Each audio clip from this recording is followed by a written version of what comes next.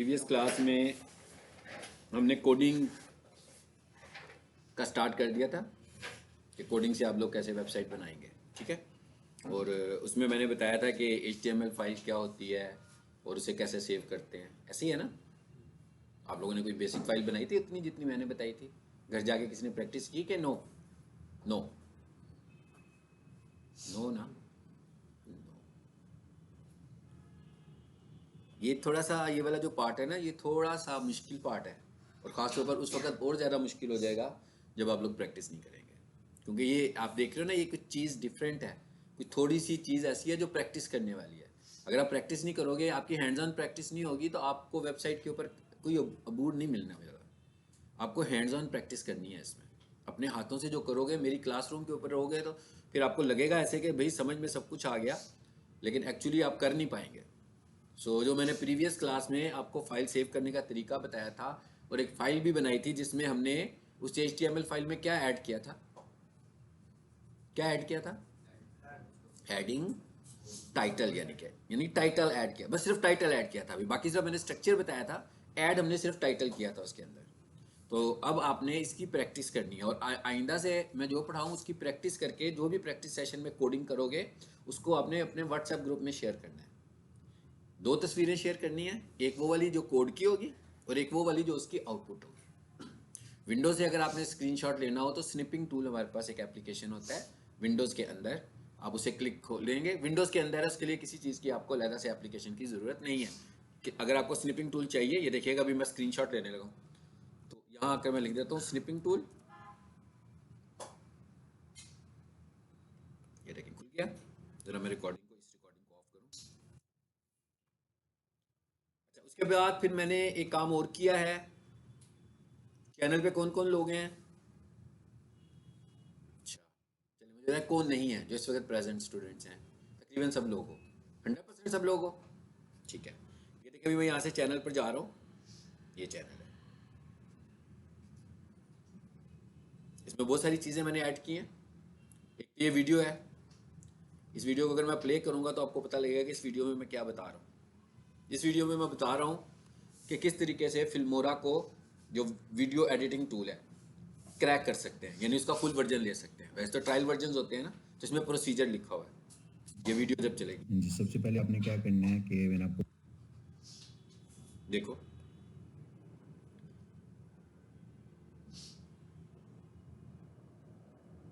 इसमें पूरा इंस्टॉल करना भी होगा और क्रैक करना भी होगा। जब भी मैं बता रहा हूँ कि मैं ये क्यों बताया आपको। दूसरी वीडियो को देखें, दूसरी वीडियो में क्या है वो भी देख लो। इसको जरा डाउनलोड होगी पहले, फिर प्ले होगी। वो मैं आपको देने लगा हूँ ना, ठीक है, वो आपको मैं देने लगा हूँ, ठीक।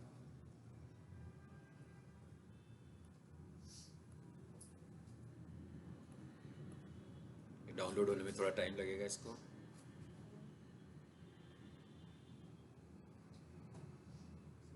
इसके बाद चैनल के अंदर ही मैंने वो तमाम एप्लीकेशंस जो आपको कम से कम इस्तेमाल करने हैं, ठीक है, ये देखें, इसमें मैं बता रहा हूँ इंस्टॉल करना भी, और इंस्टॉल करना भी बता रहा हूँ और क्रैक करना भी बता रहा हूँ पूरी वीडियो में।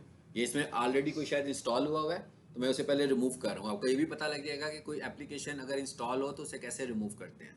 पहले मैंने इसको रिमूव किया है, इस वीडियो में देखें आप। उसके बाद क्या कर रहा हूँ, इंस्टॉल हो रहा है, इन पेज भी इंस्टॉल किया मैंने साथ में पैरेलल, और साथ में ये फिल्मोरा इंस्टॉल हो रहा है, ये देखें, ये वीडियो एडिटिंग के लिए है। और एंड पे इसका क्रैक का मेथड भी होगा, यानी कि इसको मैंने फुल वर्जन कैसे करना है वो सारा लिखा हुआ है, मैंने इसमें तरीका बताया। इस वीडियो को आपने देखना है। अब इसके पीछे जाओगे आप तो ये देखो कितने सारे लिंक्स आ रहे हैं। इस पे लिखा हुआ भी मैंने क्या लिखा है, मैंने लिखा है applications for digital marketing all in one. ये वो सारे एप्लीकेशंस हैं जी, आ जाए, वालेकुम सलाम, जिन्हें हम इस्तेमाल कर सकते हैं, यानी ये आपको आने चाहिए। ये वो एप्लीकेशन है, आप यूँ समझ लो कि मैं इस्तेमाल करता हूँ, ठीक है। मतलब मैं डिजिटल मार्केटिंग करने के लिए, इनमें एक फोटोशॉप होगा, इन पेज होगा, फिल्मोरा होगा, स्नैगिट होगा जहाँ से मैं रिकॉर्डिंग करता हूँ लेक्चर आपका, ठीक है। तो ये सारे एप्लीकेशन है, ये अलग-अलग लिंक्स में हर एक एप्लीकेशन मौजूद है। आपने इन लिंक्स पे क्लिक करके उन्हें डाउनलोड कर लेना है। इन पेज को डाउनलोड करोगे तो सिंपली इंस्टॉल हो जाएगा, ठीक है। फोटोशॉप को करोगे तो मैंने वीडियो बना दिया है, फिल्मोरा को करोगे तो साथ वीडियो बना दिया है कि कैसे करना है। लेकिन आपको इन सब चीज़ों को करने के लिए थोड़ा सा टाइम लगाना पड़ेगा। वीडियो देखनी है, समझनी है क्या मैंने बताया है, 2 बार देखनी है, फिर तीसरी बार जब आप इसको इस्तेमाल कर रहे हो तो एक साइड पे इस्तेमाल करो, दूसरी साइड से वीडियो को देख देख के करो। ये सब चीज़ें कहाँ मौजूद हैं? चैनल पर मौजूद है, व्हाट्सएप चैनल के ऊपर मौजूद है, ठीक है। और ये अलग अलग लिंक्स नजर आ रहे हैं आपको। जैसे फॉर एग्जांपल अभी मैं किसी एक पे क्लिक करके आपको दिखाता हूँ, आपको पता लगेगा क्या होता है इससे।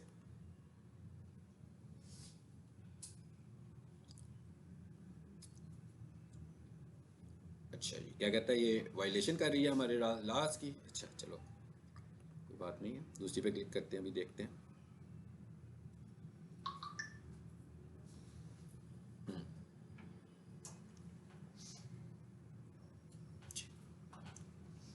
ये वही वीडियो आ गई है, इसमें वीडियो है ना जो मैं अभी बता रहा था आपको। और बैक करें, दूसरी कौन सा लिंक है, एक और किसी और लिंक पे क्लिक करता हूँ। तो सबसे पहले तो आपने इन सारे लिंक्स को क्लिक करके अपने अपने लैपटॉप पर या डेस्कटॉप पे सेव कर लेना है। ये वो वाली वीडियो जो भी आपको दिखाई है मैंने। अच्छा, उसके बाद और देखें ये कौन सा लिंक है।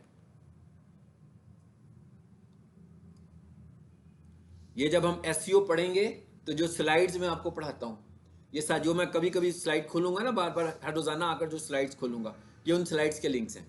ठीक, इसको भी आपने अपने पास सेव कर लेना है। और कौन सा है जी, देखिए ये कौन सा आ गया, फोटोशॉप। अगर किसी के पास फोटोशॉप हो, पहले से मौजूद हो, उसको इंस्टॉल करने की जरूरत नहीं है। उनके लिए मैं बता रहा हूं जिनके पास एप्लीकेशंस नहीं होंगे। अब आप ये देख रहे हैं कि ये सारे एप्लीकेशंस आपको किसी हद तक इस्तेमाल करने आने चाहिए। ठीक, मतलब जरूरी नहीं है कि 100% आप एक्सपर्ट हो। हम ग्राफिक्स का ना तो वेब डेवलपमेंट का कोर्स है ना ग्राफिक्स का कोर्स है, लेकिन जो एक डिजिटल मार्केटर है उसको वेब डेवलपमेंट की सपोर्ट की भी जरूरत है और उसको ग्राफिक की सपोर्ट की भी जरूरत है। तो जब तक हमारे पास ये दोनों सपोर्ट्स नहीं होंगी उस वक्त तक तो हम आगे बात नहीं कर पाएंगे, हमारी एक्सपर्टीज नहीं होगी। तो जब आपकी एक्सपर्टीज नहीं होगी तो काम कैसे करेंगे। और अगर कोई बंदा ग्राफिक्स अच्छे तरीके से इस्तेमाल नहीं कर सकता तो कैनवा यूज कर ले। ऑनलाइन कैनवा का एप्लीकेशन है ना, सब लोग कैनवा परचेज कर लो, बहुत सस्ता मिल जाता है, कोई महंगा नहीं मिलता। मैंने स्ट्रेटेजी बताई हुई है कि भाई फेसबुक पर जाओ, वहां से जाकर कैनवा प्रो लिखो, इतने सारे लोग सेल कर रहे होंगे, ठीक है, उनमें से किसी से भी ले लो कैनवा। तो ये चीजें हमें प्राइमरी तौर पर चाहिए। तो सबसे पहले आज ये काम भी करना है आपने और मुझे मैसेज देना है कि सर ये सारे एप्लीकेशंस हमने डाउनलोड कर लिए हैं। और जरूरी नहीं है कि आप फौरी तौर पर सारे इंस्टॉल कर लो।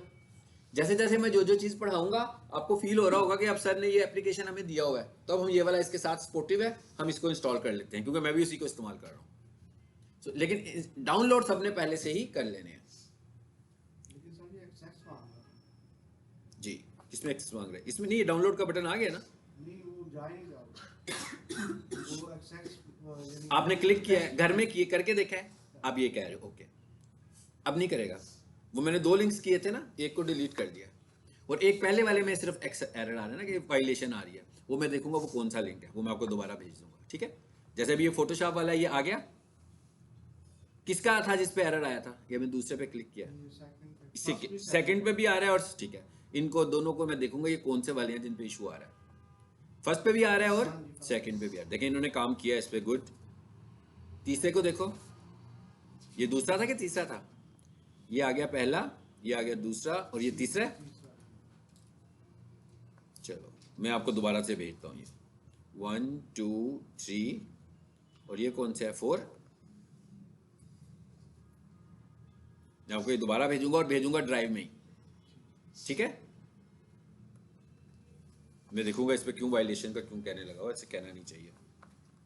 चले जब आ जाते हैं वापस, इतने सारी ड्राइव्स खुल गई हैं, इन सारी ड्राइव्स को बंद कर देते हैं।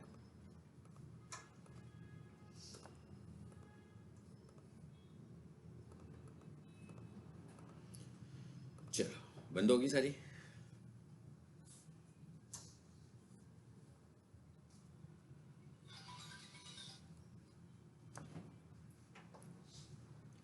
अब प्रीवियस क्लास में हम जब काम कर रहे थे तो हम किस एप्लीकेशन को यूज कर रहे थे, नोटपैड को। चलिए अब हमें नोटपैड की, मैं समझ रहा हूँ, सपोज कर रहा हूँ कि आपको समझ आ गई, हालांकि आपने प्रैक्टिस नहीं की घर में। किसी ने की है नोटपैड पे जाके फाइल बनाई है? आपने बनाई है, गुड। अब जो काम करोगे ना आपने मुझसे शेयर करना है, जब शेयर करोगे तो मुझे लगेगा कि आपने प्रैक्टिस किया। स्क्रीनशॉट शेयर करना है कोडिंग का भी और स्क्रीनशॉट शेयर करना है आउटपुट का भी। जैसे मैं कोडिंग करता हूँ तो एक स्क्रीन आती है ना, उसके बाद मैं आपको इसको रन करके दिखाता हूँ क्रोम में, तो एक आउटपुट आ जाती है, उसको मैं आउटपुट बोल रहा हूँ। तो आपने दोनों स्क्रीन मुझसे शेयर करने हैं, जिससे मुझे पता लगेगा कि भाई कौन कौन प्रैक्टिस कर रहा है और कौन कौन प्रैक्टिस नहीं कर रहा। अब आपने काम और करना है, एक और एप्लीकेशन आपने इंस्टॉल करनी है, एंड दैट इज Notepad++। ये फ्रीवेयर है। दो चीजें आपको और इंस्टॉल करनी है, ये भी नोट कर लीजिएगा और ये भी आज ही इंस्टॉल कर लीजिएगा। डाउनलोड, यहां पर आपने इंटरनेट पर आकर लिखना है डाउनलोड Notepad++। ये भी फ्रीवेयर है। फ्रीवेयर का क्या मतलब होता है, होता है ना सॉफ्टवेयर। फ्रीवेयर का मतलब होता है कि ऐसा सॉफ्टवेयर जो फ्री हो, फ्री टू यूज हो, यानी उसके लिए आपको किसी लाइसेंस की जरूरत नहीं है, ऑनलाइन कोई भी उसको डाउनलोड करे और इंस्टॉल कर ले। ऐसे एप्लीकेशंस को हम बोलते हैं फ्रीवेयर, ठीक है। सो मैंने लिखा जी डाउनलोड Notepad++। ये देखें सामने आ गया डाउनलोड Notepad++, मेरे पास ऑलरेडी इंस्टॉल है। सो आप लोगों ने क्या करना है, इस पर क्लिक करना है, इसका सबसे ऊपर लेटेस्ट वर्जन आ रहा है, इस पर मैं क्लिक करता हूं। ये बड़ा सिंपल सा है, जस्ट डाउनलोड का बटन बना हुआ है नीचे, इस डाउनलोड के बटन पे क्लिक कीजिए, ये आपके पास डाउनलोड होगा। जैसे ही ये डाउनलोड होगा, जैसे मैं इसको क्लिक करता हूं, ये डाउनलोड का बटन है, इस पर क्लिक करें, ये देखें यहां पर आ गया, डाउनलोड होना शुरू हो गया। जैसे ये डाउनलोड कंप्लीट होगा तो मैं इस पर क्लिक करूंगा तो ये सिंपली इंस्टॉल हो जाएगा। इसमें कोई इतनी हार्ड साइंस नहीं है, कुछ बताने की भी हमें जरूरत नहीं है इसमें खास। ये देखें डन हो गया। मैं इस फोल्डर में जाता हूं जहां पर ये आया है, ये आ गया, मैं इस पर डबल क्लिक करता हूं। चलो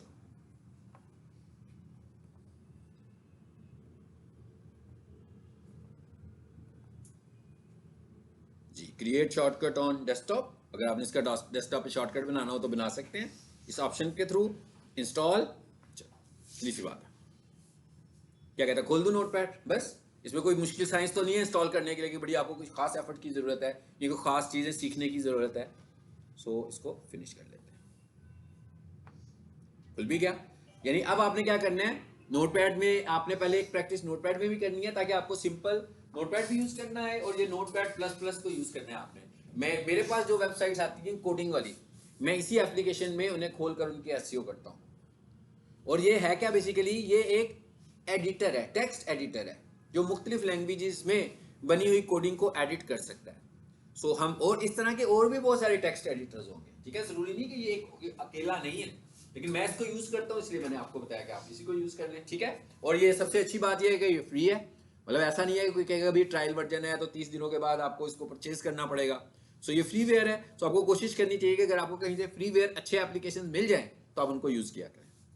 अच्छा, उसके बाद एक और एप्लीकेशन आपको चाहिए, अब ये मैं आज बता रहा हूँ, अब ये बार बार नहीं मैंने बताना, जिसने देखना हो मेरा लेसन देखे मैंने कैसे किया ये, क्योंकि ये वो चीजें हैं, ये वो प्राइमरी चीजें हैं जो आपको पहले करनी आनी चाहिए, फिर आप काम कर पाओगे, ठीक है।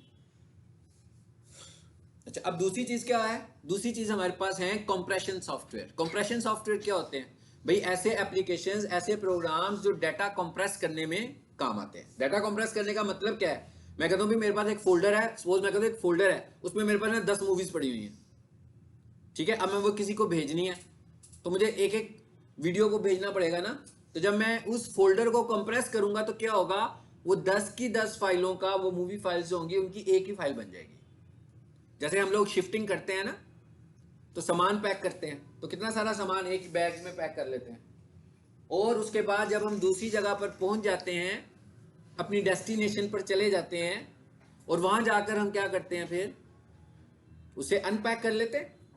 तो आप ये समझ लो कि जब हम शिफ्टिंग कर रहे होते हैं ना, तो आप अपने सामान को कंप्रेस करते हो, और जब आप अपनी डेस्टिनेशन पर यानी नए घर में चले जाते हो तो वहां जाकर आप उसे अनकंप्रेस कर लेते हो, और उसको हम बोलते हैं एक्सट्रैक्ट करना। इसका मतलब क्या हुआ कि जब भी हमने कोई डाटा ट्रैवल करना होगा, इवन हमने जब अपनी वेबसाइट को अपलोड करना होगा, तो भी हमें अपनी वेबसाइट को कंप्रेस करके अपलोड करना है, क्योंकि वेबसाइट में एक फाइल तो नहीं है ना, वेबसाइट में तो नंबर ऑफ फाइल्स होंगी। तो पहले हम उसे कंप्रेस करके अपलोड करेंगे, फिर वहां जाकर उसको एक्सट्रैक्ट करेंगे। इसका मतलब क्या हुआ कि ये एक ऐसी चीज है जिसकी आपको बार बार जरूरत पड़नी है।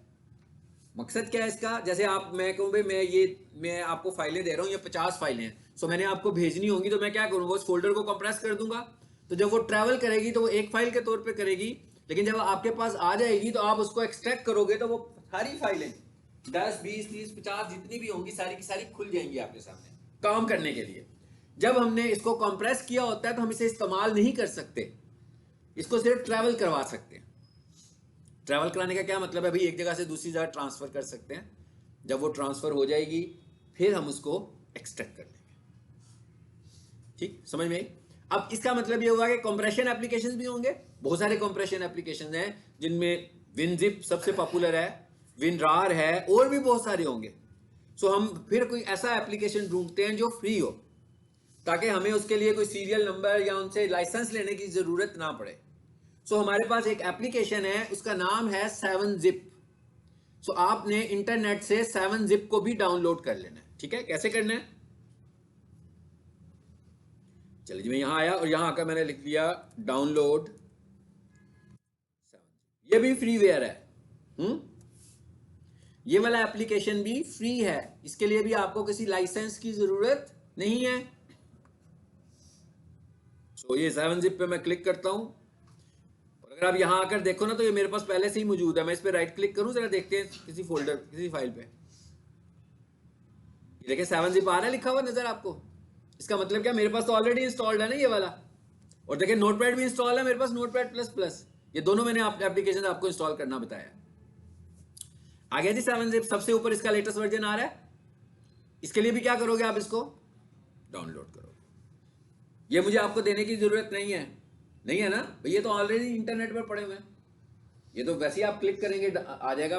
मैंने बताया ना कि क्या लिखोगे, 7zip लिखोगे तो 7zip लिखेंगे, 7zip डाउनलोड 7zip आ जाएगा, notepad plus plus download notepad आ जाएगा। तो वहीं पे क्लिक करके आपने इसे डाउनलोड करना है और डाउनलोड करने के बाद आपने इसे इंस्टॉल करना है। ये डाउनलोड होना शुरू हो गया, ये देखें। उसके बाद क्या करोगे आप, जैसे ये डाउनलोड कंप्लीट होगी आप इसको यहां से इंस्टॉल कर लोगे। ये वो बेसिक चीजें हैं जो आपको बार बार जरूरत पड़नी है अपने काम के दौरान। ठीक है, इसके लिए आपको किसी की डिपेंडेंसी ना हो। ये ना हो कि आपको कभी ये क्या होता है, जिप फाइल क्या होती है, एक्सट्रैक्ट कैसे करते हैं, जिप कैसे करते हैं, कंप्रेस कैसे करते हैं।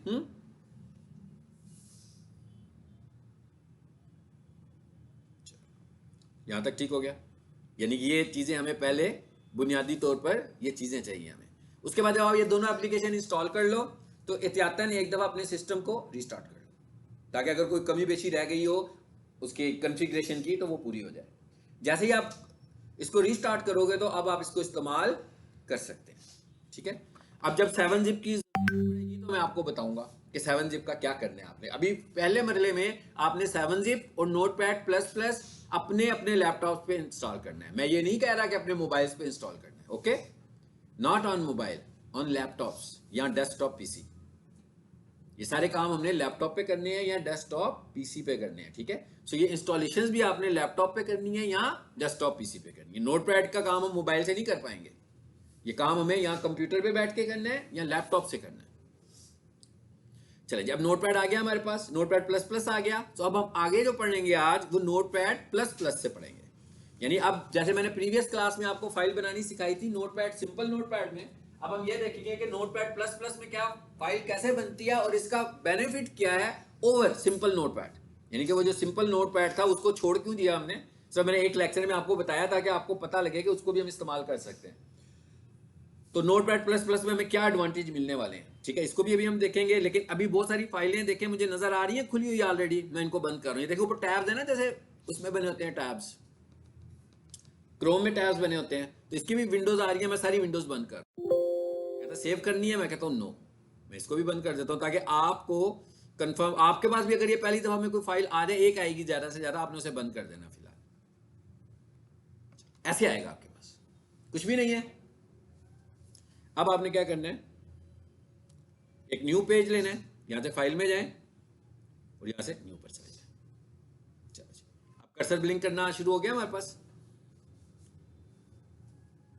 कर्सर ब्लिंक कर रहा है ना हमारे पास। यानी अब हमारे पास जैसे वर्ड में फाइल खोल लेते हो, जैसे नोटपैड में फाइल खोल लेते हैं, फाइल खुल गई। अब काम, मैं कोडिंग लिखने से पहले इस फाइल को सेव करने लगा हूं, फिर आपको पता लगेगा कि उसका फायदा क्या है। क्योंकि अगर मैं अभी तक इसमें फाइल बनाऊंगा नहीं ना, तो नोटपैड प्लस प्लस को ये नहीं पता समझ आएगा कि मैं HTML पे काम करने वाला हूं। तो मैं उसको क्योंकि मैं अगर उसे ये बता दूं ना कि मैं HTML में काम करने वाला हूं तो वो मुझे बहुत सपोर्ट करेगा। कैसे सपोर्ट करेगा अभी वो भी देखेंगे, लेकिन उससे पहले हम ये, इसका मतलब क्या हुआ कि आप जैसे ही नोटपैड प्लस प्लस में आए तो सबसे पहले क्या कर लो, फाइल बना लो, यानी कि फाइल को सेव कर लो और फिर उसमें काम करना शुरू कर दो। तो हम क्या करते हैं, यहां से फाइल में आते हैं जी, और ये क्या लिखा हुआ आ रहा है, सेव एज, कोई मुश्किल बात तो नहीं है।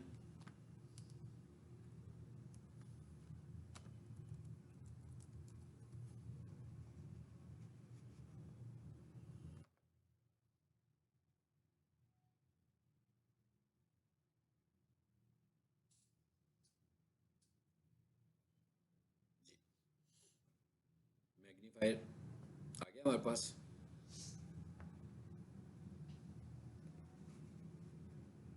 जी फाइल और फिर सेव।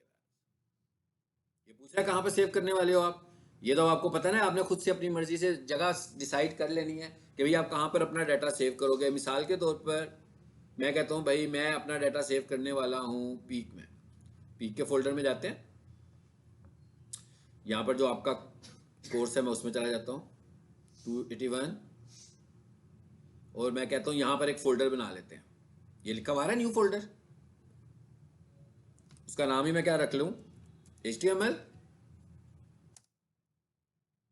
आपको पता है ना मैं क्या कर रहा हूँ, अगर किसी को नहीं पता तो मैं सिखा रहा हूँ, ये अगर कोई ये समझता है उसको ये चीज़ें ऑपरेट करनी नहीं आती, मैं इसीलिए बता रहा हूँ, क्योंकि अगर ये चीज़ें आपको ये मैनेजमेंट नहीं आती है ना, फाइल मैनेजमेंट नहीं आती है तो आप कुछ भी नहीं कर पाओगे। आपको सब कुछ पता होगा लेकिन आप कर नहीं सकेंगे, तो ये फाइल मैनेजमेंट आपको आनी चाहिए। तो मैंने वो लोकेशन सेलेक्ट कर लिया है जहां पर मैं इस फाइल को सेव करने वाला हूँ। कोशिश किया करें कि हमेशा अदर देन सी ड्राइव अपना डाटा सेव करें, ताकि अगर कभी आपकी विंडो करप्ट हो, विंडो में कोई इशू आए तो आपका डाटा साथ ना जाए।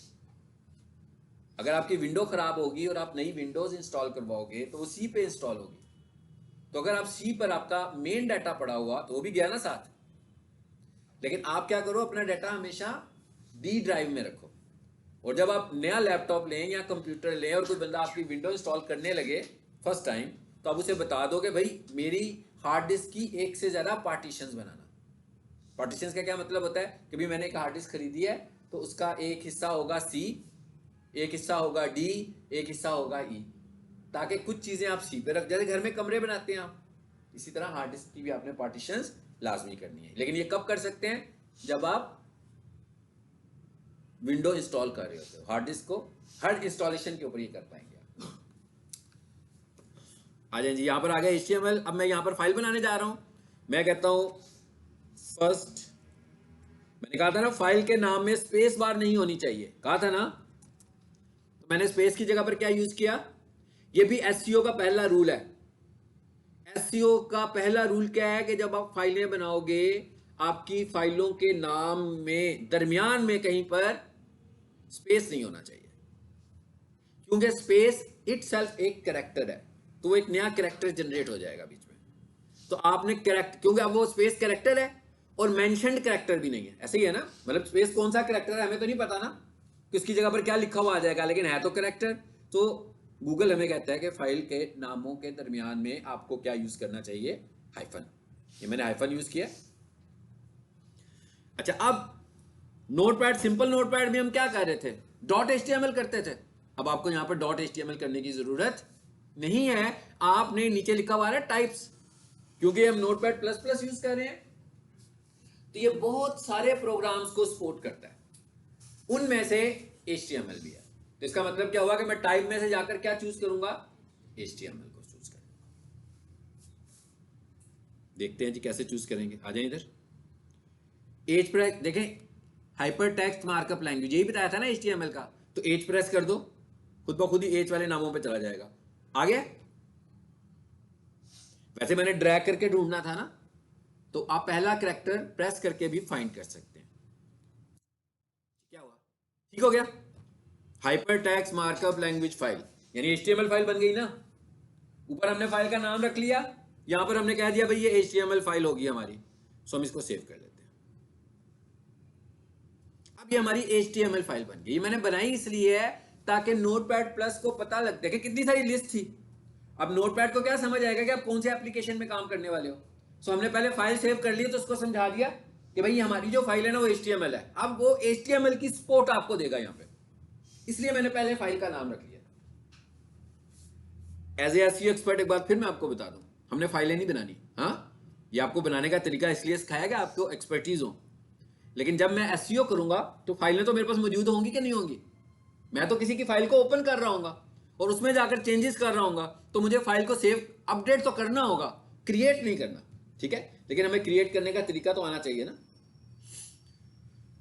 चलें जी, अब वही चीज फिर वापस दोबारा से शुरू करेंगे जो हमने पहले की थी। अब मैं इसका मैग्नीफायर बेशक ऑफ कर दूं, क्योंकि अब हम उसी को यूज कर लेते हैं। बेशक अब इसका मैग्नीफायर यूज कर लेते हैं, इसका भी अपना मैग्नीफायर है। ये क्लोज है, ये प्लस बना हुआ है यहाँ पे। चलो काफी बड़ा हो गया। सबको बताना कैसे स्टार्ट होता है। अब आप देखें सपोर्ट कर रहा है कि नहीं कर रहा। HTML के टैग्स की लिस्ट आ गई है आपके सामने। नोटपैड में तो नहीं आती थी, सिंपल नोटपैड में तो ये सपोर्ट नहीं थी ना आपके पास, वहां पर आपको जुबानी याद करने पड़ रहे थे ना आपको सारे कोड्स। यहां पर आए हम तो मैंने जैसे ही HTML लिखा तो आ गया HTML लिखा हुआ, मैंने टैब प्रेस किया और इसको क्लोज कर दिया। कलर भी चेंज कर दिया उसने, बता रहा है कि भाई ये क्या लग गया, एक टैग लग गया। ये सब चीजें इसलिए बता रहा है, नोटपैड प्लस प्लस आपको बताने लगा हुआ है, इसलिए बता रहा है कि आपको पता लग जाए कि कहां पर क्या लिखा है आपने। फिर मैंने दोबारा से टैग लगाया और /HTML कर दिया जी, ब्लॉक बन गया। ये हमने पिछली क्लास में पढ़ा है सब कुछ, ऐसे ही है ना। अच्छा, सबसे पहला पार्ट कौन सा होता है, हेड का पार्ट होता है। तो यहां पर आया, मैंने हेड लिखा और फिर एंड हेड। आज हम हेड के पार्ट को आगे लेकर चलने वाले हैं। हेड के पार्ट में पहला टैग कौन सा था। अब मैंने वो आपको एक लिस्ट बनाकर दी थी ना आखिर में, तो भैया 7-8 टैग हैं जो हमें समझने हैं। बस हमें सारी HTML नहीं समझनी, हमें SEO के वो टैग समझनी है जिनको मैंने स्पेशली टारगेट करके चेंज करना है। तो उनमें से एक टैग कौन सा था, पहला टाइटल। ठीक है जी, सो हम एग्जांपल में एक टाइटल का टैग यूज कर लेते हैं ताकि हमें टाइटल का इस्तेमाल समझ में आ जाए। इनके स्पेलिंग गलत लिखोगे तो कुछ नहीं होगा, एरर आ जाएगा फिर। हाँ, स्पेलिंग को देखना है और आपका टैग हमेशा ब्लू कलर में आना चाहिए यहाँ, इसका मतलब है आपने ठीक लिखा है। अगर ये ब्लू कलर में नहीं आएगा इसका मतलब है कि इसमें कोई ना कोई मिस्टेक है। मैं यहां लिख लेता हूं फर्स्ट।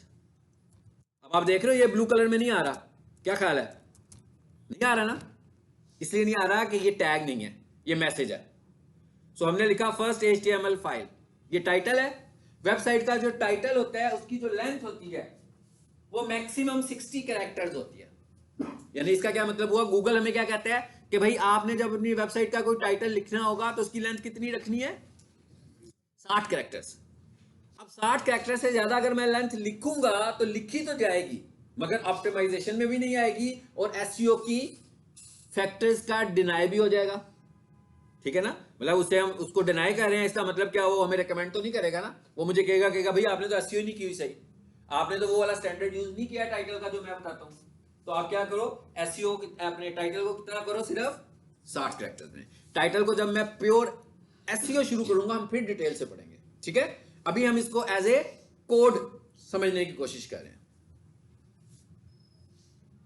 एक आ गया। अच्छा, उसके बाद दूसरी चीज क्या थी हमारे पास, सेव करते हैं इसको। अब ये सेव का बटन है, सिंपली सेव कर दिया। मैं उस फोल्डर में आ जाता हूं और साथ साथ अब देखते जाएंगे हम क्या कर रहे हैं। 81 में मैंने किया ना सेव, इस फोल्डर में, सबको पता है ना, HTML में रखा है मैंने। ये फाइल है जी जो आ गई है हमारे पास, इस पर क्लिक करें, साथ साथ देखते जाएंगे फाइल को जी। आगे लिखा हुआ फर्स्ट HTML फाइल, यही लिखा था ना अभी हमने, जो टाइटल में नजर आ रहा है, सबको पता लग रहा है टाइटल में, वो टॉप के ऊपर, उसके साथ बाकी जितने भी टाइटल्स आ रहे हैं सबके साथ देखो कोई ना कोई तस्वीर है ना।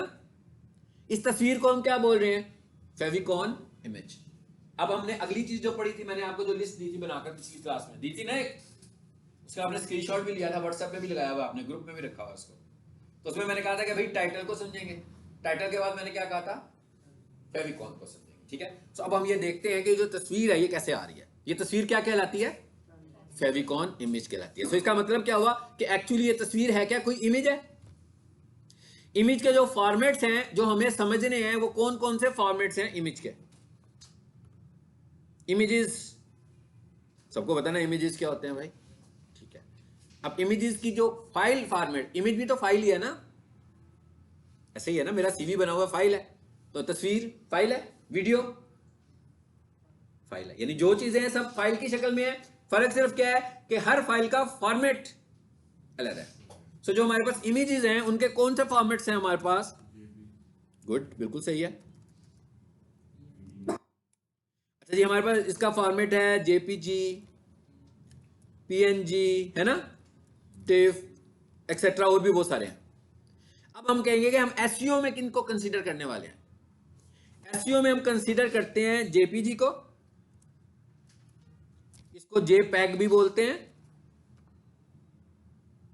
फिर हम कंसीडर करेंगे पीएनजी को, और फिर हम बहुत ज्यादा कंसीडर करेंगे वेब पी को। आपने इसका नाम नहीं सुना होगा, हाँ, ये लेटेस्ट फॉर्मेट है, इसको हम बोलते हैं नेक्स्ट जनरेशन इमेज फॉर्मेट।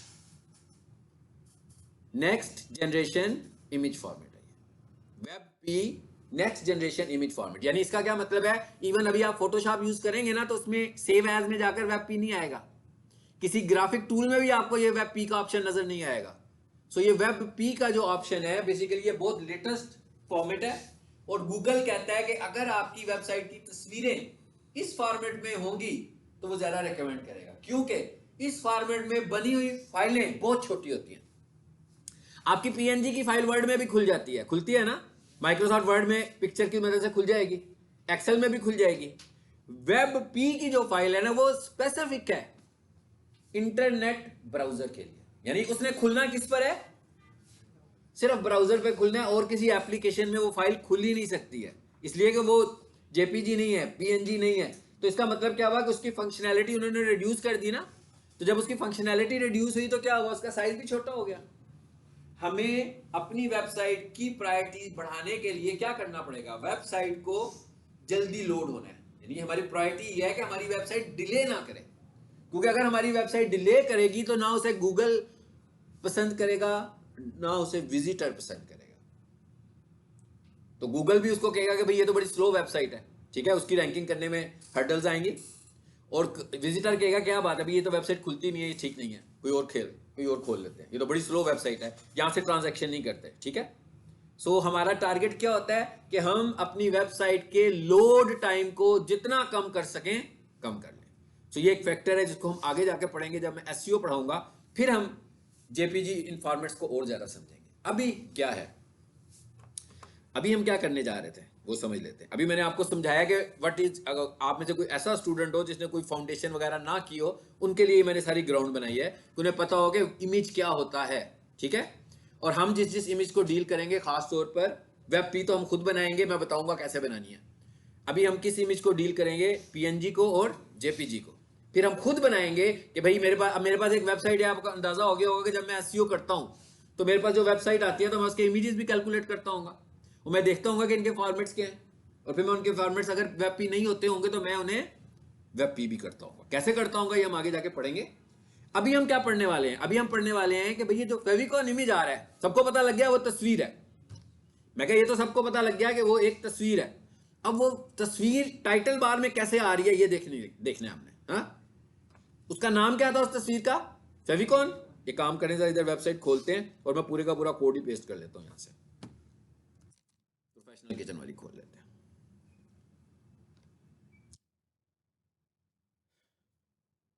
जी, इसके कोड में कैसे जाएं, कंट्रोल यू से, याद रखिएगा ये कंट्रोल यू करके जब मैं कोड में आता हूं, यहां पर फाइल को सेव नहीं कर सकते, ओके, यहां से फाइल सेव नहीं करनी, यहां से मैं कोड देखता हूं बस। जी, जरा इसका जूम बड़ा करते हैं ताकि आपको समझ आ जाए मैं क्या दिखाने वाला।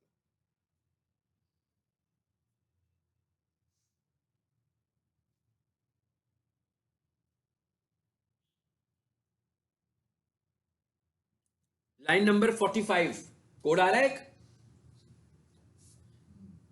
एक टैग यूज हुआ इसमें, इस टैग का क्या नाम है, ये फेविकॉन के लिए हमें ये वाला टैग यूज करना है। टैग का क्या नाम है जी, लिंक, ऐसे ही है ना, बाकी क्या है उसकी ऑप्शन है ना। मैं टैग के नाम की जब बात करूं तो हमेशा वो होगा जो पहला वर्ड होगा, तो टैग कौन सा है, लिंक है। बाकी क्या है उसकी ऑप्शंस, कोई भी चीज होती है जब उसकी जो डिटेल्स होती है हम उन्हें ऑप्शन ही बोलते हैं ना। लेकिन HTML में हम उन्हें एट्रीब्यूट्स कहते हैं। HTML में किसी टैग, जैसे टाइटल था, उसकी कोई ऑप्शन थी? नो, कोई ऑप्शन नहीं थी ना भाई। टाइटल लिखा और टाइटल लिख दिया आगे, उसमें कोई ऑप्शन तो नहीं लिखी। HTML में भी कोई ऑप्शन नहीं थी लगाई, बॉडी में कोई ऑप्शन नहीं लगाई। तो कुछ ऐसे टैग्स होंगे जिनमें ऑप्शंस होंगी, तो उनकी ऑप्शंस को हम कैसे कॉल एड्रेस करते हैं? एट्रीब्यूट्स। यानी ऑप्शन नहीं बोलेंगे, क्या बोलेंगे? एट्रीब्यूट्स। तो हम यूं देखें तो लिंक का जो टैग है उसमें हमें कितने एट्रीब्यूट्स नजर आ रहे हैं? शाबाश। नहीं, एट्रीब्यूट ही है, एक दो, बस दो ऑप्शंस हैं। यानी वो तो उसका एक्सप्रेशन है ना, मतलब एक होती है ऑप्शन, एक उसका एक्सप्रेशन है। सो हम ऑप्शन को कह रहे हैं एट्रीब्यूट। जैसे मिसाल के तौर पर किसी और को भी देखते हैं ताकि आपको समझ में आ जाए। इसको देख लें, लाइन नंबर 42 में, इसमें आपको कितने एट्रीब्यूट नजर आ रहे हैं? 3 एट्रीब्यूट्स। समझ में आ गई ना बात, के एट्रीब्यूट किसे बोल रहे हैं? जो उसकी ऑप्शन है हम उन्हें एट्रीब्यूट्स बोलते हैं। तो अब हम इसको नहीं देखना, हमने लाइन नंबर, हमने किसको देखना था जी? लाइन नंबर 45 हमसे रिलेट कर रही है। मैं एक काम करता हूं, इस पूरी की पूरी लाइन को उठाता हूं और कॉपी करके ले जाता हूं, Ctrl+C। और बेशक अब इसको छोटा कर दें और इधर आ जाए। टाइटल का टैग मैंने क्या बताया था, कहां लगेगा? हेड में। फेविकॉन का टैग क्या बताया था, कहां लगेगा? हेड। ठीक है, इसका मतलब इसको भी हेड में ही लिखना है आपने। ये बातें भाई ज़हन में रखनी है, ये इनकी प्लेसमेंट गलत कर देंगे तो ये वर्किंग भी नहीं करेंगे। यानी टाइटल भी बॉडी में नहीं लगाना, फेविकॉन भी बॉडी में नहीं लगाना, हेड में लगाना है। आगे सिंपली यहां पेस्ट कर दूं उसको मैं आसानी के लिए। चलो जी, अब क्या कह रहा है वो? कहता है लिंक। अब ये आपको याद रखना है, ठीक है ना? अब ये कोड है, मैंने कहा था ना कोडिंग को थोड़ा सा हमें जुबानी याद ना भी रखें तो कहीं रेफरेंस के तौर पर लिखी होगी तो यूज कर पाएंगे ना। सो एक्चुअली टैग क्या था हमारा लिंक का? उसके आगे पहला एट्रीब्यूट कौन सा है? रिलेशन। REL का मतलब है relation. REL equals to relation.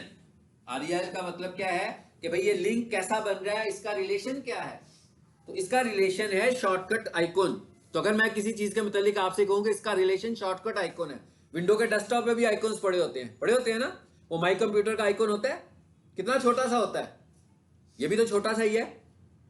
सो इसलिए हमें ये बताना पड़ेगा कि भाई ये जो लिंक मैं ऐड कर रहा हूं ये पूरी तस्वीर नहीं चाहिए, क्या चाहिए? शॉर्टकट आइकॉन के तौर पर चाहिए। इसलिए हमने यहां पर आकर मेंशन किया relation equals to shortcut icon. ये एज इट इज ऐसे ही लिखना है जैसे यहां लिखा हुआ है। कैसे लिखा हुआ है? REL equals to double quotation shortcut space icon double quotes बंद। ऐसे ही है, तो ऐसे ही आपको ये लिखना है। उसके बाद आगे दूसरा एट्रीब्यूट क्या है? href। href stands for hyper reference।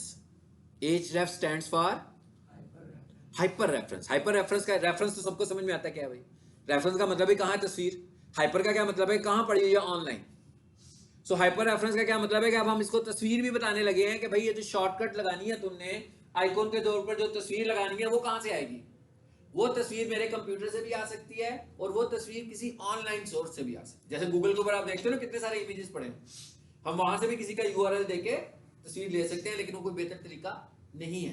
तस्वीर को जब भी आपने इस्तेमाल करना हो हमेशा अपने पास सेव करें, ठीक है? तो इसका मतलब क्या हुआ? यहां पर तस्वीर आने वाली है, तो हमारे पास तस्वीर है कोई अभी तक? जितना मैंने अभी पढ़ाया कोई तस्वीर तो है ही नहीं हमारे पास, नहीं है ना? तो प्रैक्टिस करने के लिए कोई तस्वीर ले लेते हैं, ठीक है? प्रैक्टिस करने की तस्वीर लेते हैं। मैं इधर आ जाता हूं।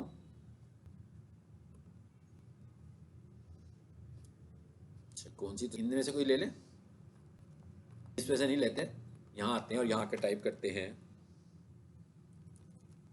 कंप्यूटर कॉलेज लोगो। चलो जी,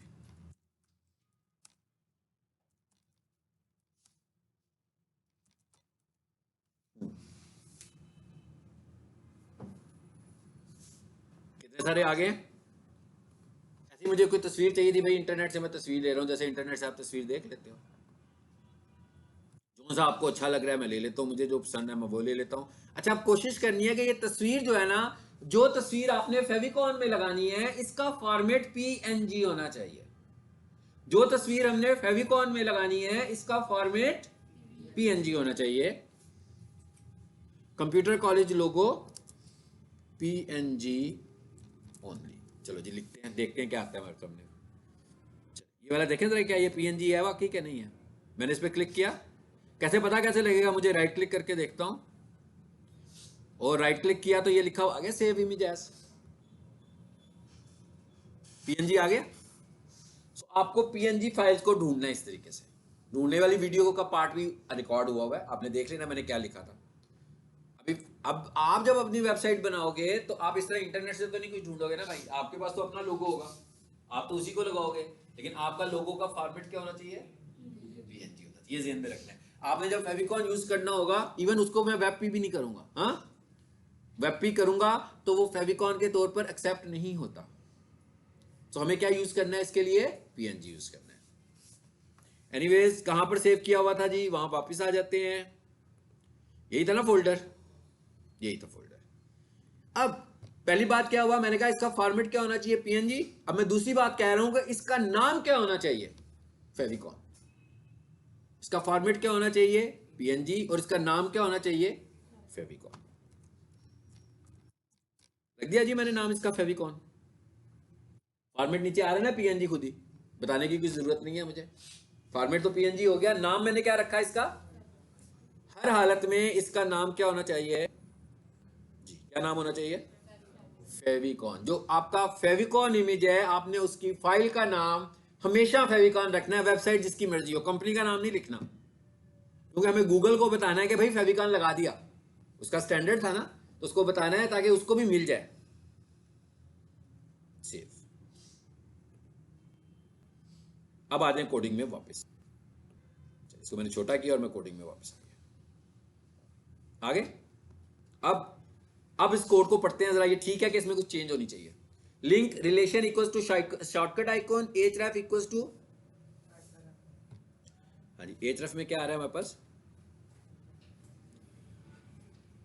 इमेजेस स्लैश फेविकॉन। ये इमेजेस कहां बीच में आ गया? ये तो नहीं है ना हमारा तो कोई इमेज। इसका मतलब क्या है कि कहता है इमेजेस का फोल्डर है, तो इमेजेस का तो कोई फोल्डर है ही नहीं है कि है हमारे पास कौन सा फोल्डर था? HTML का।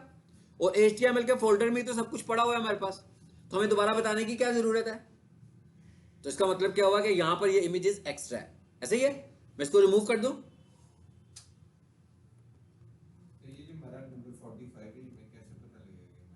नहीं, हमने फेविकॉन, ये आपको उधर जाना ही नहीं है, तो मैंने वैसे ही उधर से ढूंढ कर दिया ना आपको। ये तो आपको टैग यूज कर लिया ना आपने, ठीक है? तो मैंने आपको टैग कॉपी करना था, मुझे टाइप ना करना पड़े, मैंने इसलिए यूज किया, ठीक है? आपने तो खुद से टैग यूज करना है ना। हमने यूज क्या किया actually? Link relation equals to shortcut href equals to file name, बस। वो तो मैंने उस फाइल में मैंने दिखाया कि देखो इसमें लगा हुआ, ठीक है? और उसको ढूंढने का क्या तरीका? अगर आपको किसी इमेज के अंदर ढूंढना होगा, किसी वेबसाइट में ढूंढना हो, तो वेबसाइट खोलो, कंट्रोल F करो। कंट्रोल F शॉर्टकट होता है फाइंड का, वहां पर टाइप कर देना फेविकॉन, तो खुद ही ढूंढ देगा ना कहां लगा हुआ है। वो लाइन नंबर 10 में लगा होगा, 45 में लगा होगा, 20 पे लगा होगा, खुद ब खुद ही वहां चला जाएगा।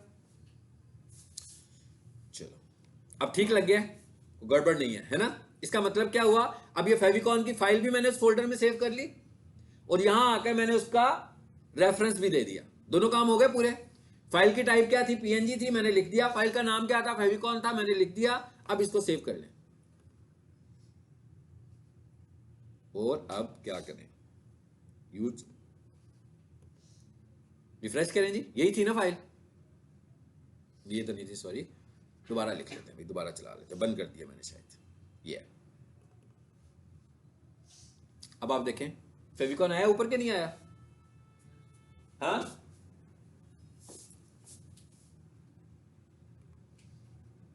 जी आ रहा है ना? वो जो भी मैंने तस्वीर चूज किया है, जिस तरह दूसरी वेबसाइट्स में आ रहा है, अब इसमें भी हमारा फेविकॉन आ गया। यानी दो चीजें हमने लगानी सीख ली। अब मैं जब एसईओ करता हूं तो सबसे पहले मैं टाइटल को आइडेंटिफाई करता हूं कहां है। आपको भी आ गया ढूंढना टाइटल। फिर मैं दूसरी चीज जो आइडेंटिफाई करता हूं वो क्या करता हूं? फेविकॉन, कि भाई फेविकॉन लगा हुआ है कि नहीं लगा हुआ। नहीं लगा होगा तो मैं खुद बनाऊंगा। बनाऊंगा कैसे भाई? जिसकी वेबसाइट है उसका लोगो तो लगा ही होगा ना वेबसाइट पे, तो उसका लोगो ही तो उसका फेविकॉन होना है, तो मैं उसकी लोगो फाइल के साथ उसका फेविकॉन बना लूंगा। अब आपको पता लगा मुझे इमेजेस में तो कुछ बनाना नहीं पड़ रहा, ये इतना छोटा इमेज तो नहीं था ना भाई, इमेज तो बहुत बड़ी तस्वीर लेकर आया हूं मैं नेट से, लेकिन यहां आके छोटी हो गई है, क्यों? नहीं प्योर वजह, कौन बताएगा क्यों? हाँ और क्यों बताया क्यों? इसके अंदर हमने एक एट्रीब्यूट यूज किया था, relation equals to shortcut icon. अगर मैं वैसे इमेज यूज करूंगा तो बड़ा इमेज आएगा, लेकिन क्योंकि वो जो एट्रीब्यूट है उस एट्रीब्यूट की वजह से ये आइकन बन गया। ठीक है, चलें जी, दो चीजें हो गई हमारे पास। उसके बाद तीसरी चीज थी एक मेटा, उसको मैं उस वक्त बताऊंगा जब हम एसईओ शुरू करेंगे। ठीक है, क्योंकि वो अभी आपको दिखाऊंगा तो उसकी आउटपुट कहीं नजर नहीं आएगी, तो जब मैं एसईओ करूंगा ना उस वक्त उसकी बात करेंगे। उसके बाद तीसरी क्या चीज थी? बस ये तीन चीजें ही थी मैंने जो कही थी आपको मोटी मोटी, इसके अलावा भी कुछ चीजें आएंगी जो हम एसईओ में देखेंगे, लेकिन उससे आपका कॉन्सेप्ट इन दो चीजों से उसका स्ट्रांग हो गया कि हमें हेड में कुछ लिखना है। ऐसे ही है ना, यही समझना चाह रहे थे, कुछ चीजें हेड में लिखी हुई है। अब हम जाने लगे दूसरे पार्ट में, और दूसरा पार्ट कौन सा है? बॉडी का। जो हमारी वेबसाइट है वो कहाँ है? बॉडी में। जो हमारी वेबसाइट है वो कहाँ है? यानी जो लोगों को आपकी वेबसाइट विजिटर्स को नजर आ रही है वो हेड तो नहीं है ना, किसी ने हेड खोल के भी नहीं देखना। हेड स्पेशली हम हेड पे काम किसके लिए कर रहे थे? गूगल के लिए। ठीक है, अब जो लोगों के लिए हमारा काम है वो कहां पर है? वो बॉडी वाले पार्ट में। तो अब अगर हम बॉडी वाले पार्ट में जाकर देखें और इस वेबसाइट को मैं खोलूं, तो बंद करें और इसको बैक करें। हाँ जी, ये है ना वेबसाइट बेसिकली। ये जितना कुछ आपको दिख रहा है वेबसाइट में, ये कहां से दिख रहा है? बॉडी में से दिख रहा है। ये जो हिस्सा आपको वेबसाइट का विजिटर ने जो वेबसाइट देखनी है, जैसे मैं न्यूज पढ़ना चाहता हूं तो मैं जियो वालों की वेबसाइट खोलूं, jiyo.tv, तो वो जो वेबसाइट की मैं न्यूज पढ़ता हूं वो कौन से हिस्से से रीड कर रहा होता हूं? बॉडी के पार्ट में से। यानी आप विजिटर्स को जो आपकी वेबसाइट नजर आ रही है वो कहां से नजर आ रही है? बॉडी में से नजर आ रही है। ठीक है, तो अब इस बॉडी में जो सबसे पहला एलिमेंट था, मैंने उधर लिखा भी था कॉपी पे, उसी से हम डिस्कस करेंगे। और वो क्या था कि भाई आपकी जो, जैसे आपकी बुक स्टार्ट होती है तो पहला चैप्टर शुरू होता है, पहले चैप्टर का पहला कंटेंट जब पढ़ना शुरू करते हैं तो सबसे ऊपर क्या होती है? हेडिंग होती है। ठीक है, इसका मतलब क्या हुआ? गूगल भी हमें यही कह रहा है कि भाई जहां से आपकी वेबसाइट स्टार्ट हो रही है वहां पर आपको हेडिंग यूज करनी है। सो HTML ने हमें कुछ हेडिंग स्टाइल्स दिए हुए हैं जिन्हें हमें फॉलो करना है। अभी वो साइंस पढ़ेंगे कि उस किस साइंस के साथ उसे हमें फॉलो करना है। पहले हम देखते हैं कि हेडिंग स्टाइल्स कौन से हैं। तो मैं इधर आता हूं,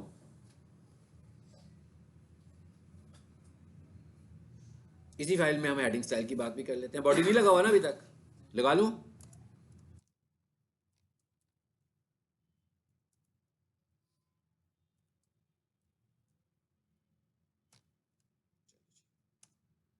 सबको बताना मैं टैग कैसे लिखता हूं।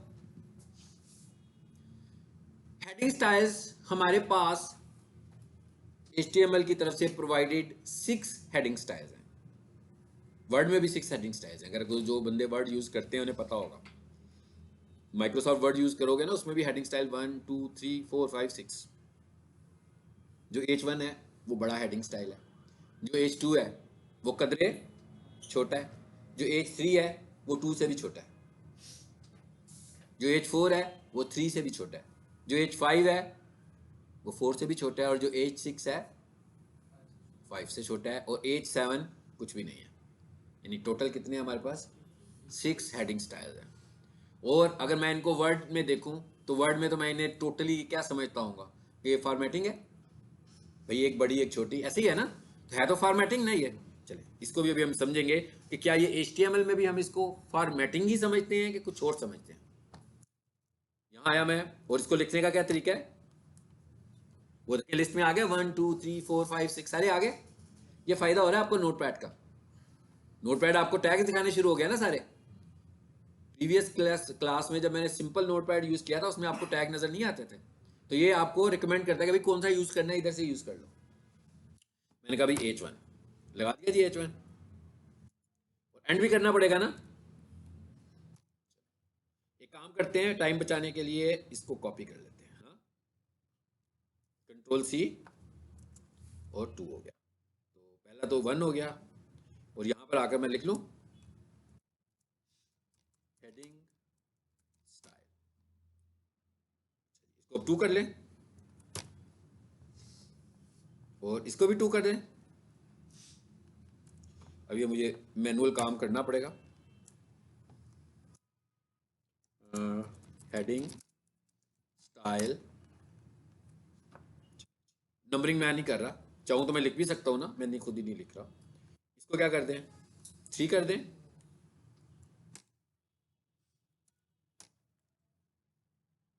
और यहां पर भी हम लिख देते हैं हेडिंग स्टाइल और इसे 4 कर देते हैं।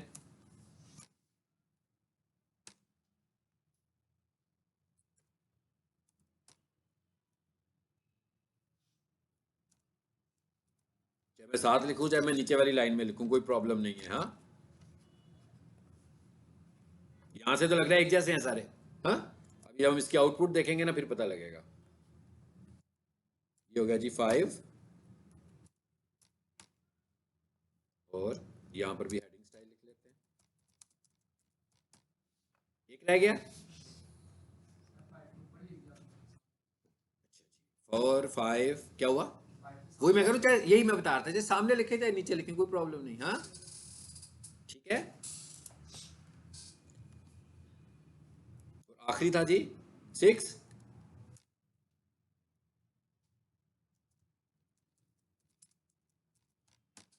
ये भी लगा दिया और इसको भी 6 कर दें। अब अगर मैं 7 यूज करूंगा तो उसे कोई फर्क नहीं पड़ेगा। इसको भी सेव कर लें, ये सेव करें। अब जरा इस फाइल को रिफ्रेश करें, यहां पर आए, ये रिफ्रेश का बटन बना हुआ है, यहां से रिफ्रेश कर लें, F5 से रिफ्रेश कर लें, जैसे आपका दिल करता है जी। क्या हुआ? हेडिंग स्टाइल्स आ गए सारे। अब एग्जैक्टली यहां पर अगर हम देखें और मैं किसी से पूछूं तो हर कोई यही समझेगा कि हेडिंग स्टाइल फॉर्मेटिंग स्टाइल है, ऐसे ही है ना कि भाई एक फॉर्मेटिंग बड़ी है और एक फॉर्मेटिंग छोटी है। ये आप कुछ कहना चाह रहे हैं? साइज में फर्क है, ठीक है, लेकिन फॉर्मेटिंग बनी हुई है। ये कह रहे हैं जी कि इनमें फर्क ये है कि वो बड़ा है और ये छोटा है। अच्छा, अब हम अगर गूगल की बात करें ना, और अगर आपको ये मैं कहूं कि ये वाला जो हेडिंग स्टाइल है, हेडिंग स्टाइल 1 लगा हुआ है, और मैं अगर आपसे ये कहूं, इसकी शक्ल देखें, आप अच्छी तरह देख लिया ना आपने इसकी शक्ल, अब अगर आपको मैं ये कहूं कि ये भी हेडिंग स्टाइल 1 है, तो आप यकीन करेंगे कि नहीं करेंगे? करेंगे? मैं नहीं करूंगा अपनी बात पे यकीन, आप कैसे करेंगे जी? भाई इसके स्टाइल में और उसके स्टाइल में बहुत फर्क नहीं है। देखिए इसका स्टाइल देखिए और इसका स्टाइल देखें, कितना सारा डिफरेंस है।